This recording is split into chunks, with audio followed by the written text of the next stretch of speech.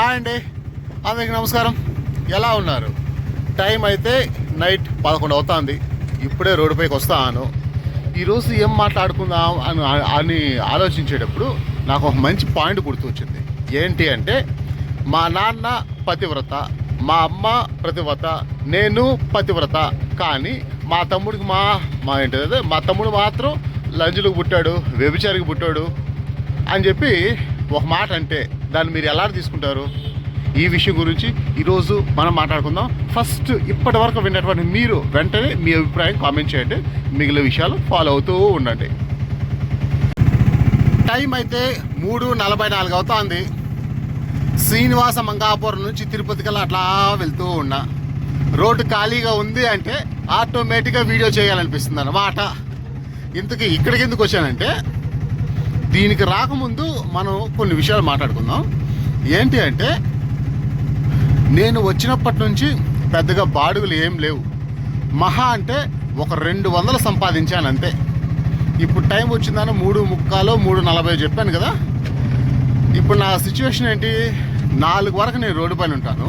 ఆ తర్వాత ఇంటికి వెళ్ళిపోతాను. కారణం ఏంటంటే, ఈరోజు శనివారం నైటు ఇప్పుడు నేను డ్యూటీ చేస్తా, రికార్డ్ చేస్తాను. ఆదివారం నాటికి చర్చికి వెళ్ళాలి కదా. అలా నేను వెళ్ళాలి అంటే మినిమం నాకు తినేదానికి, తిండికి, డీజిల్ ఖర్చులకు మొత్తం ఒక 600 కావాలి. ఇప్పుడు నా పరిస్థితి ఏంటంటే, ఈ 600కి ఆల్మోస్ట్ 2:30 వరకు నా దగ్గర ఉండే 200 మాత్రమే. ఓకే, ఈరోజు అయిపోయింది, మనం చర్చికి పోవామని ఫిక్స్ అయిపోయాను నేను. ఇంకేం లేదు అని చెప్పి ఆ టైంలో చంద్రగిరి బాడుగ ఒకటి వచ్చింది. నేను మొన్నే ఒక వీడియోలో చెప్పాను మీకు, చంద్రగిరికి నైట్ 11 దాటితే 350 వస్తుందని. అదేవిధంగా చంద్రగిరి బాడుగ వచ్చింది. దానివల్ల ఒక 350 రూపాయలు వచ్చింది. ఇదంతా ఒక ఎత్తు అయితే, అక్కడి నుంచి ఒక 5 మంది ఉన్నారు శ్రీనివాస మంగాపురంకు. అంటే వాళ్ళు కొండకు నడిచిపోతున్నారు శ్రీవారిమెట్టు మార్గంలో. ఇప్పుడు శ్రీవారిమెట్టు వరకు అలో చేయరు కాబట్టి వాళ్ళను శ్రీనివాస మంగాపురంలో డ్రాప్ చేసేస్తాను. వాళ్ళు ఒక 200 ఇచ్చారు. అంటే ఇప్పుడు నేను చర్చికి వెళ్ళడానికి కావాల్సినటువంటి నా 550 రూపాయలు అయితే నాకు వచ్చేసాయి. జస్ట్ మొత్తం కలిపి ఒక గంట. ఇప్పుడు నేను 3:40 3:30 చెప్పాను కదా. 2:30కు స్టార్ట్ అయ్యాను. 2:45 నేను తిరుపతిలో బయలుదేరిన. 2:44. ఇప్పుడు 3:44 అంతా, అంటే ఒకే ఒక గంటలో 550 రూపాయలు పోవాలా, ఆదిరిపోవాలా. ఇప్పుడు ప్రశాంతంగా తిరుపతికి వెళ్ళి ఒక 2 ఫ్రెండ్స్ పడుకుంటారు, వాళ్ళని నిద్ర లేపేసి ఒక టీ తాగేసి నేను ఇంటికి వెళ్ళిపోతాను అనమాట. ఇప్పుడు నేను మీకు వీడియో స్టార్టింగ్లో చెప్పాను కదా, ఏమని, ఒకడు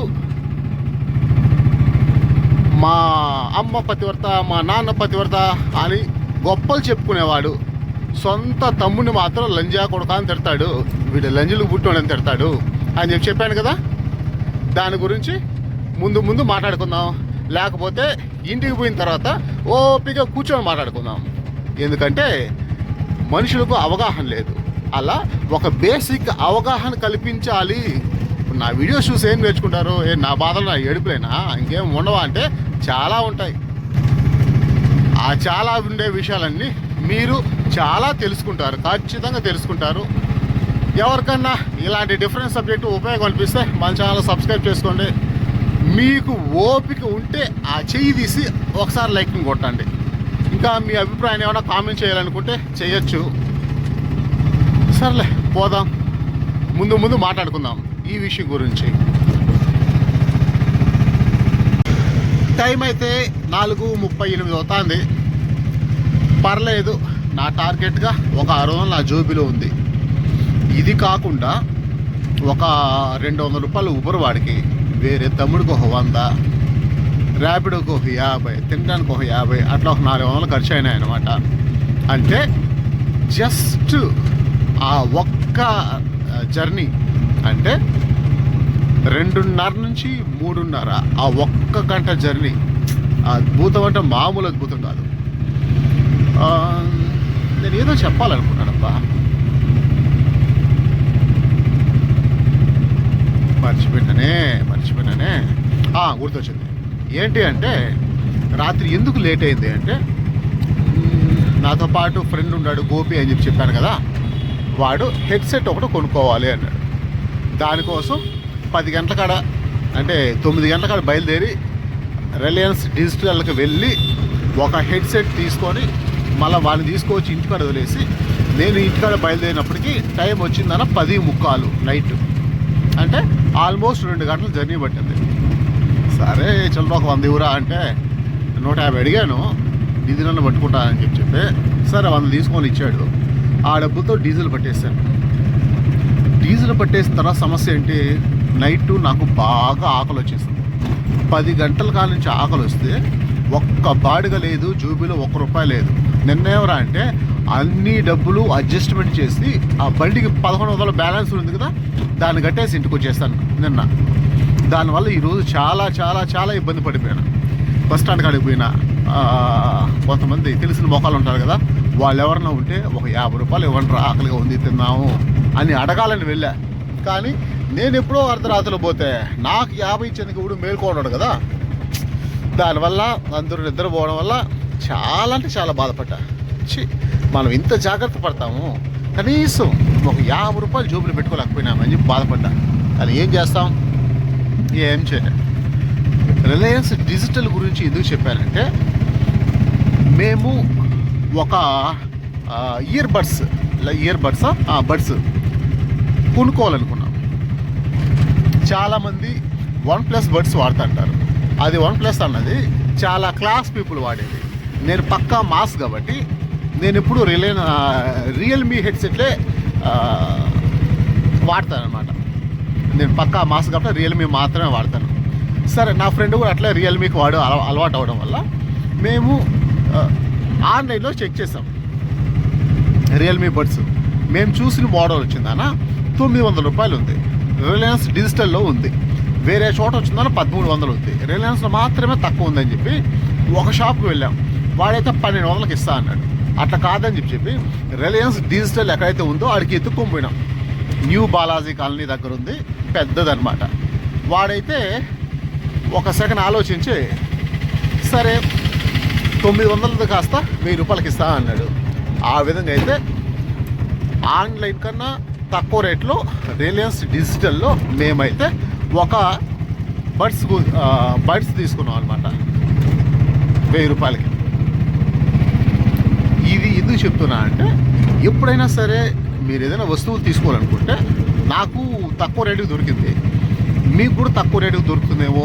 ఒక 4 షాపులు తిరగండి, రిలయన్స్ డిజిటల్లో ఒకసారి ఎంక్వైరీ చేయండి. కొన్ని వస్తువులు అందరికంటే తక్కువ రేటుకు రిలయన్స్ డిజిటల్లో వస్తున్నాయి. సింపుల్ అబ్బా. మనకు అమెజాన్లో, ఫ్లిప్కార్ట్లో ఏ విధంగా అయితే మనం చెక్ చేస్తామో అదేవిధంగా రిలయన్స్ డిజిటల్లో కూడా మనం చెక్ చేసుకోవచ్చు. అమెజాన్ చెక్ చేసినట్టు, ఫ్లిప్కార్ట్ చెక్ చేసినట్టు ఒకసారి మీరు చెక్ చేసుకోండి, తక్కువ రేట్లో వస్తువులు కొనుక్కోండి. ఇది నేను గమనించాను, అందుకని మీకు చెప్తాట. అదే సంగతే మనం ఇప్పుడు ఇంటికి పోయిన తర్వాత వీడియో స్టార్టింగ్లో అంత ఘోరమైన మాట నేను ఎందుకు మాట్లాడాను అనేటువంటి విషయాలు ఇంటికి పోయి మాట్లాడుకుందాం. ఇంకేంటి, బయలుదేరింది ఏం లేదు, ఇంటికి ఆల్రెడీ బయలుదేరేసాం కాబట్టి చూద్దాం ముందు. వీడియో స్టార్టింగే చాలా బాధపడ్డారు కదా, మీరే కాదు నేను కూడా బాధపడ్డా. కానీ అంత ఎమోషనల్గా ఎందుకు చెప్పానంటే, ఒకసారి మీరు ఆలోచించండి. ఒక అమ్మ, ఒక నాన్న, ఒక కొడుకు, పెద్ద కొడుకుగా ఉండేటువంటి నేను, నాకు తమ్ముడు అని అనుకుంటే ఎవరైనా నా గురించి అడిగితే, ఏయ్ మా నాన్న తోపు ఉత్తమ పతివ్రత, మా అమ్మ తోపు ఉత్తమ పతివ్రత, నేను అతిపెద్ద పతివ్రత అని మాట్లాడుతూ, నా తమ్ముడు దొంగ, నా కొడుకు లంజులు పుట్టినాడు, వాడి సంసారం కాదు, వాడి వ్యభిచారులు పుట్టినాడు అని మాట్లాడితే, అప్పుడు నేను నా తమ్ముడిని తిట్టినట్ట, నా తల్లిని అవమానించినట్ట? చెప్పండి, మీరు చెప్పండి. ఒరేయ్ లంజులు పుట్టినాడా అని మా తమ్ముడిని నేను అంటే, అప్పుడు లంజా అని డైరెక్ట్గా లేకుంటే ఇండైరెక్ట్గా మా అమ్మని అన్నట్టే కదా. అప్పుడు ఎక్కడ నాకు గౌరవం ఉంది మా అమ్మ అంటే? రోడ్డుపై పోయిందనా, మా అమ్మ నాకు దేవత, మా అమ్మ అంటే నాకు ప్రాణం, మా అమ్మ నాకు దైవం, మా అమ్మ కోసం ప్రాణం పెడతా, మా అమ్మ ఉత్తమ పతివ్రత అని చెప్పి అదే రోడ్లో ఇంకొంచెం ముందుకు పోయి ఈడున్నాడే నా తమ్ముడు వీడు లంజులు పుట్టినాడంటే అది ఎంతవరకు కరెక్ట్? అంటే అమ్మను గౌరవించేది నిజం అనుకుంటే తమ్ముడిని అలా తిట్టకూడదు. ఒరేయ్, నువ్వు తప్పు చేస్తున్నావు అని చెప్పిందన్నా, తప్పును తప్పుగా ఎత్తి చూపించాలి. కోపం వస్తే ఒకసారి ఒక దెబ్బ కొట్టచ్చు, వాడిని సరిచేయచ్చు. అంతేగాని ఇలాంటి బూతులు మాట్లాడితే అప్పుడు అది అమ్మకు అవమానమే కదా. అక్కడ నేను ఎక్కడ అమ్మను గౌరవిస్తున్నాను? లేదు కదా. ఇదంతా ఎందుకు చెప్తున్నానంటే, ఈరోజు ఏదో ఒక సందర్భంలో ఎవడో ఒకడు ఏదో ఒకటి మాట్లాడితే వాడు సరైన దాన్ని ప్రశ్నిస్తే కూడా ఈరోజు వాడికి ఇచ్చేటువంటి పేరేంటి తెలుసా? వాడు దేశద్రోహి అని చెప్పి. ఇప్పుడు ఎవడైనా సరే వాడికి ఉన్నటువంటి ఆ దేశభక్తిని ఎలా ప్రదర్శించుకోవాలి చెప్పండి, మీరు చెప్పండి. ఎలా ప్రదర్శించుకోవాలి? భారత్ మాతాకి జై అంటే అదొక్కటే సరిపోతుందా దేశభక్తి ప్రదర్శించుకోవడానికే? సరే, ఇప్పుడు నేను ఒక కొడుకుగా నా తల్లిని గౌరవిస్తున్నాను. ఇప్పుడు భారతదేశంలో ఉన్నటువంటి నేను ఒక కొడుకుగా నా తల్లి అయినటువంటి భారత్ మాతాకి జై అంటున్నాను. ఓకే, ఒక కొడుకుగా మా తల్లి పతివ్రత అని చెప్పాను. ఇప్పుడు ఒక కొడుకుగా మా తల్లి భారత్ మాతాకి జై అంటున్నాను. ఇప్పుడు మా తమ్ముడు పట్టుకొని నేనేమంటున్నాను? లంజా కొడకా అని తిడతాను. అదే విధంగా నేను ఒక అన్నగా ఉండేటప్పుడు తక్కువ కులాలైనటువంటి వాళ్ళను, నా మతం కాలిన వాళ్ళను పిచ్చిగా పచ్చి బూతులతో తిడితే అది ఇప్పుడు నాకు దేశభక్తి ఉన్నట్ట లేనట్ట మీరు చెప్పండి. దేశం పైన గౌరవంగా ఉంటే, నేను అన్నగా ఉంటే నా తమ్ముళ్ళను సరిచేయాల. వాళ్ళని తీసుకొని కొట్టడం, తిట్టడం, చంపేయడం చేస్తే అది దేశభక్తి అడవుతుంది. అర్థమైందా? నేనైతే ఒక 2 విరుద్ధమైన విషయాలు కలిపి జాగ్రత్తగా చెప్తాను. దీన్ని మీరు ఎంత అర్థం చేసుకుంటున్నారో నాకు తెలియదు. ఒక తల్లి కొడుగ్గా నేను నా తల్లి గొప్పది అని చెప్పేటప్పుడు, భారతదేశం బిడ్డగా నా తల్లి భారతదేశం గొప్పది, భారత మాతకి జై అనేటప్పుడు, అలాంటప్పుడు నా తమ్ముని నేను జాగ్రత్తగా చూసుకోవాలి. నా తమ్ముళ్ళైనటువంటి రకరకాల వర్గాల వాళ్ళను, కులాల వాళ్ళను, మతాల వాళ్ళను, వాళ్ళందరూ చిన్నోళ్ళు కదా, వాళ్ళని చాలా జాగ్రత్తగా చూసుకోవాలి కదా. తప్పనిపిస్తే ఒరే బాబు పలానా దొంగతనం నువ్వు చేశావు, ఇది తప్పు అని చెప్పాలి. తప్పనిపిస్తే రే పలానా వాళ్ళతో గొడవ పోయినావు, నువ్వు తప్పు అని చెప్పాలి. దీన్ని సరిదిద్దుకుండే అని చెప్పాలి. అలా చెప్పకుండా వాడు ఒక దేశద్రోహి, వాడు ఎందుకు పనికి మాలేవాడు అని చెప్పి ఒక అన్నగా ఉండేటువంటి నేను నా తమ్ముడిని ఇష్టం వచ్చేది మాట్లాడతా అంటే, అప్పుడు నా తల్లి అయినటువంటి భారతదేశానికి నేను ఎలాంటి గౌరవం ఇస్తున్నాను అంటే, నా తమ్ముడిని రే లంజా కొడక అని తిట్టేటువంటి నేను, నా భారతదేశానికి జై కొట్టేటువంటి నేను, నా సాటి కులాలను మతాలను తక్కువగా చూసేటువంటి నేను ఇక్కడ తల్లికి విలువ ఇవ్వడం లేదు, అక్కడ నా తల్లి అయినటువంటి భారతదేశానికి విలువ ఇవ్వడం లేదు. కేవలం నాకు ఏది కంఫర్ట్ అనిపిస్తుందో అది చేస్తాను. నాకు ఏది కంఫర్ట్ అనిపిస్తుందో అది చేస్తున్నాను. అంటే భారతదేశంలో పెద్ద వర్గంగా ఉన్నటువంటి హిందూ మతం కావచ్చు, బంగ్లాదేశ్లో పెద్ద వర్గంగా ఉన్నటువంటి ముస్లిమ్స్ కావచ్చు. మొన్న అక్కడ ఒక హిందూ వ్యక్తిని కారణాలు ఏదైనా కావచ్చు నడి రోడ్డు పైన కొట్టి కిరోసిన్ పోసి అంటించి కాల్చేశారు. ఈరోజు మన భారతదేశంలో కూడా అతిపెద్ద మతమైనటువంటి హిందూ మతం, దానికి ఏ విధంగా ఎవరి నుంచి ఎలాంటి ప్రమాదం ఉందో తెలియదు. కానీ ఆ హిందూ మతాన్ని టార్గెట్ చేయకపోయినా సరే అన్నగా ఉండేటువంటి ఆ మతం మిగిలిన మతాలను ఇబ్బంది పెడుతోంది అని నేను ఫీల్ అవుతున్నా. ఇప్పుడు భారతదేశానికే జై అనేటువంటి వాళ్ళు గౌరవించడం అంటే ఏంటి? చట్టబద్ధంగా నడుచుకోవడం కదా. గౌరవించడం అంటే ఏంటి? ఒక క్రైస్తవ నా కుక్క ఎవడైనా సరే హిందూ దేవతల గురించి మాట్లాడితే, పలానా కుక్క లేకుంటే నేను మాట్లాడితే యుగంధర్ అనేటువంటి కుక్క మాట్లాడాడని చెప్పిందనా, చట్టం మనకు ఎలాంటి హక్కులు ఇచ్చిందో ఆ హక్కులను బట్టి దాన్ని తీసుకుని బొక్కలో పెట్టడం కదా. నేను ఒక్కడు చేసిన తప్పుకి నా వెనకాల ఉండే క్రైస్తవ సమాజాన్ని అంతా అంటే అది తప్పు కదా అనడమే ఇక్కడ నా ఉద్దేశం. సరే, ఎవరన్నా ఒకడు చేశాడు, లేకుండా ఒక బాబా ఏదైనా చేశాడు, ఒక్క బాబా చేసిన తప్పుకు ఆ హిందూ సమాజం మొత్తాన్ని అంటే తప్పు కదా. ఎవడన్నా ఒక ముస్లిం ఒక తప్పు చేశాడు, ఒక్క ముస్లిం చేసిన తప్పుకి ముస్లిం సమాజాన్ని అంటే అది తప్పు కదా. నేను ఈ విషయం పైన చాలా రోజుల ముందే వీడియో తీద్దాం అనుకున్నా, కానీ నేను కరెక్ట్గా చెప్పడానికి నాకు కరెక్ట్గా టైము సందర్భం దొరకలేదు, అస్సలు దొరకలేదు.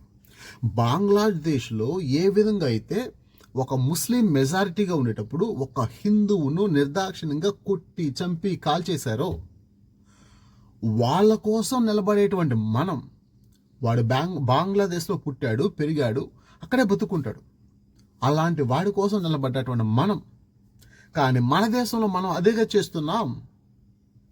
జస్ట్ 2-3 రోజులకు ముందు ఒక క్రిస్టియానిటీకి సంబంధించి మత ప్రచారం చేసే వ్యాన్ పోతా అంటే దాన్ని కొట్టి పగలగొట్టేసి వాళ్ళందరినీ కొట్టి అనంతపురంలో జరిగింది. చాలా ఇబ్బంది పెట్టారు. అందరూ చేయడం లేదు, కొంతమంది ఎక్స్ట్రీమిస్టులు లేకుంటే తీవ్రవాద స్వభావం కలిగినటువంటి వాళ్ళు అనొచ్చు. సింపుల్గా చెప్పాలంటే క్రిస్టియానిటీలో లేరా అంటే ఇది ఒక జాడ్యం. క్రిస్టియానిటీలో కూడా తీవ్రవాద స్వభావం కలిగిన వాళ్ళు ఉన్నారు, హిందుత్వంలో కూడా తీవ్రవాద స్వభావం కలిగిన వాళ్ళు ఉన్నారు, ముస్లిమ్స్లో కూడా తీవ్రవాద స్వభావం కలిగిన వాళ్ళు ఉన్నారు. కానీ ఒక దాన్ని మనం ఏ దృష్టితో చూస్తున్నాము అనే దానిపైన ఆధారపడి ఉంటుంది. ఎందుకంటే ఒక చట్టం ఒకటి ఉండేటప్పుడు ఆ చట్టాన్ని అనుసరించి వెళ్ళాలి. అంటే ఒకడు నాకు ద్రోహం చేశాడు, వాడిని డైరెక్ట్గా నేను కొట్టడం కన్నా చట్టాన్ని ఆశ్రయించాలి. సార్ పలానా వాడు నాకు ద్రోహం చేశాడని చెప్పి ఆ చట్టం ఏం చేయాలంటే పర్టికులర్గా ఓకే పలానా వాడు పలానా ద్రోహం చేశాడు కాబట్టి వాడిని తీసుకుని మేము బొక్కలేయాలి, సరైన శిక్ష పడాలి అనే విధంగా చూసుకోవాలి. కానీ ఇక్కడ ఏం జరుగుతుందంటే నేను ఒక హిందువుగా పలానా క్రిస్టియన్ పలానా ముస్లిం నా ఎడలు తప్పు చేశారు, నా దేవీ దేవతలను దూషించారు అని నేను చట్టం దగ్గరికి పోతే కూడా చట్టం దానిపైన సరిగ్గా చేయడం లేదు. ఒకవేళ నేను క్రిస్టియన్గా ఒక ముస్లిం ఒక హిందూ నా మతాన్ని కానీ నా అభిప్రాయాలు కానీ ఇలా అవమానించారు, యేసుక్రీస్తు లంజలకు పుట్టినోడు, మేరీ లంజా, యేసుక్రీస్తుకు మడ్డుందా లేదా అని మాట్లాడుతున్నారు సార్ అని చెప్పిందానా చట్టం దగ్గరికి పోతే చట్టం దానిపైన అయితే చేయడం లేదు. అప్పుడు ప్రజలు ఏం చేస్తున్నారు, వీడికి ఎవరికైతే న్యాయం సరిగా దొరకడం లేదు వాడు ఎక్స్ట్రీమిస్ట్గా మారుతున్నాడు, తీవ్రవాదిగా మారుతున్నాడు. ఆ తీవ్రవాద స్వభావం ఇప్పుడు హిందూ మతాలు కావచ్చు, క్రిస్టియానిటీలు కావచ్చు, ముస్లిమ్స్ కావచ్చు, వీళ్ళలో సరైన ఐక్యత రావాలంటే మారాల్సిందే మనుషుల కంటే ముందు చట్టాలు మారాలి, రాజకీయ నాయకులు మారాలి. తప్పు చేసిన వ్యక్తికి శిక్ష పడడం వీలైనంత త్వరగా జరగాలి. అలా జరగకపోవడం వల్ల ప్రతి మతంలోనూ తీవ్రవాద స్వభావం కలిగిన వాళ్ళు బయట వస్తున్నారు. ఇప్పుడు నా ఎడలో ఒకడు తప్పు చేశాడు, వాడిపైన నేను పోలీస్ స్టేషన్కి పోయాను, కేసు పెట్టాను, వాడు బయట ఉన్నాడు. అది బయట ఉండి గొప్ప ఉంటాడా, గొమ్మ ఉన్నాడు. నా ముందుకు వచ్చే తొడగొట్టే నువ్వు నన్నేం పీకలు ఎవరా అంటాడు. అప్పుడు ఒక క్రైస్తవుడిగా నాకేమనిపిస్తుంది, వాడిని కొట్టాలనిపిస్తుంది. ఒకవేళ నేను హిందువు అనుకో, ఒక హిందువుగా నాకేమనిపిస్తుంది, వాడిని కొట్టాలనిపిస్తుంది. ఒకవేళ నేను ముస్లిం అనుకో, వాడిని కొట్టాలనిపిస్తుంది. సమస్య ముస్లిమ్స్లో, క్రిస్టియన్స్లో, హిందుత్వంలో సమస్య చట్టాల్లోనే సమస్య.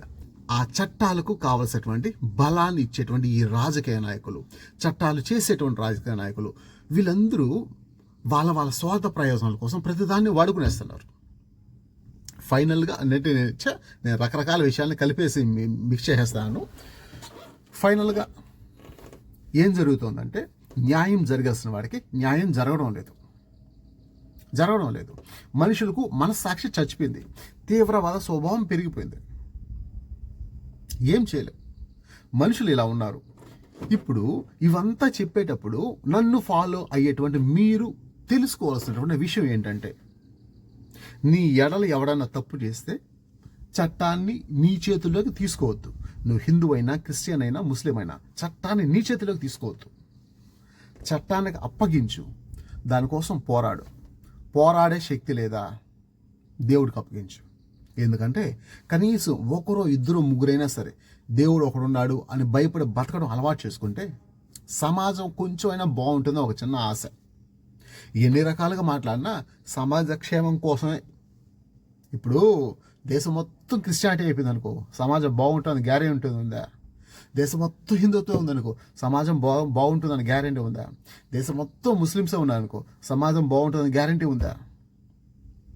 క్రిస్టియన్ దేశాల్లో కూడా రేపులు జరుగుతున్నాయి, హత్యలు జరుగుతున్నాయి. ముస్లిం దేశాల్లో కూడా రేపులు జరుగుతున్నాయి, హత్యలు జరుగుతున్నాయి. మారాల్సిందే మనిషి. ఆ మనిషి మారాలంటే వాడికి సరైన భయం కలిగించాలి. భయాన్ని కలిగించే చట్టాలు తీసుకొని రావాలి. తీసుకొని వచ్చేటువంటి చట్టాన్ని ఇంప్లిమెంట్ చేయాలి. సరైన సాక్ష్యాధారాలు దొరికితే ఊరి తీసేటువంటి శిక్షలు రావాలి. రోడ్డు పైన నరికేసేటువంటి శిక్షలు రావాలి. ఇవన్నీ రావాలంటే మనం బలంగా ఉండాలి, న్యాయంగా ఉండాలి, నీతిగా ఉండాలి. నమ్మిన దానికోసం నిలబడేటువంటి ఖచ్చితత్వం కూడా కావాలి. పరిస్థితులు ఎన్నో మారిపోతాయి, అయినా సరే మనం నిలబడాలి. మనం నమ్మిన దానికోసం నిలబడాలి. చట్టాన్ని చేతిలోకి తీసుకోకుండా నిలబడాలి. ప్రతి విషయంలోనూ జాగ్రత్త పరుచుకోవాలి. మనం ఎలా ఉన్నామో మన కుటుంబాన్ని కూడా అట్టే చక్కదిద్దుకోవాలి. నన్ను చాలామంది అంటారు, నీ మంచితనం వల్ల వేలు నష్టపోయిందని ఈరోజు నువ్వు రోడ్డు పైన ఇబ్బంది పెడుతున్నావు అని చాలామంది అంటారు. నన్ను ఏం పర్లేదు, నేను ఇబ్బంది పడినా పర్లేదు. నా నీతిని, నా న్యాయాన్ని, నా నిజాయితీని, నా మంచిదాన్ని నేను వదులుకోను. నేను ఇబ్బంది పడినా పర్లేదు, నాకు తిండి లేకపోయినా పర్లేదు అనే చెప్తాంట. నాకు అవసరం లేదు, నాకు అవసరమే లేదు. నేనుగానే ఉంటాను. నన్ను వదిలేనరా బాబు, మీరు ఏడైనా పొండి, నాకు వద్దు అని చెప్తాను. అది సంగతి. ఎనీవే, ఈ వీడియోని మీరు ఎలా అర్థం చేసుకున్నారో తెలియదు. భవిష్యత్తులో ఈ వీడియో ఏ విధంగా మారిందనా, ఏ విధంగా ఈ వీడియో పైన ట్రోల్స్ జరుగుతాయో నాకు తెలియదు. ఏం జరిగినా అది కాలం చూసుకుంటుంది. ఎనీవే, ఇప్పటివరకు వీడియో చూసేందుకు థ్యాంక్ యూ వెరీ మచ్. ఉంటాను. బాయ్.